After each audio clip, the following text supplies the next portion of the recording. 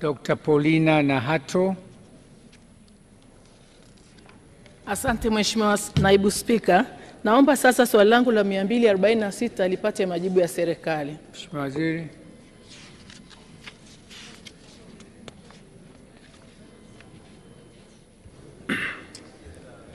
Mheshimiwa Naibu Spika, ili kuhakikisha wanafunzi wanapata fursa za kufanya mafunzo kwa vitendo, vyuo vikuu nchini vimekuwa na utaratibu wa kuanzisha ushirikiano na taasisi na mashirika ambayo yanatoa huduma zinazoshabihiana na fani zinazotolewa vyuoni.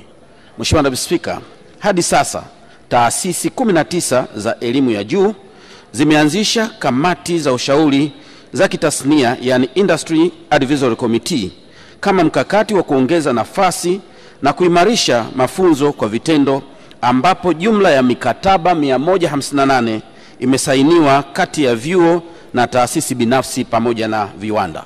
Nakushukuru sana Mheshimiwa Naibu Spika. Dr. Paulina.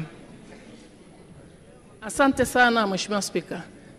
Nampongeza Mheshimiwa Waziri kwa majibu mazuri kuhusu swali langu.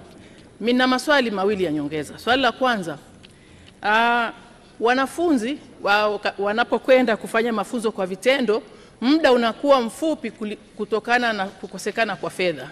Je, serikali imepangaje kuhakikisha kwamba muda wa mafunzo kwa vitendo katika taasisi zinapata fedha ya kutosha ili ule muda usipungue?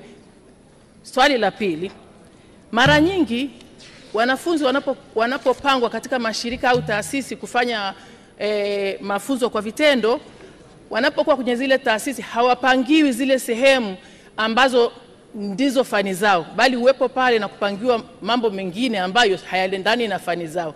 Je, serikali inatoa kauli gani katika swala hilo? Asante sana. Mheshimiwa Waziri. Asante Mheshimiwa Naibu Spika, nikijibu maswali mawili ya nyongeza ya Daktari Nahato kama ifuatavyo. Mheshimiwa Naibu Spika, nikianza na jambo la kwanza, swala la muda, naomba nimhakikishie tu Mheshimiwa mbunge na bunge lako tukufu, taratibu hizi za kwenda kwenye mafunzo kwa vitendo kwenye vyuo vyetu vikuu, kila fani inapangiwa muda wake maalum. Kuna maeneo ambayo wanakwenda kwa mwezi mmoja, kuna maeneo ambayo wanakwenda kwa miezi miwili na wengine wanakwenda kwa miezi mitatu.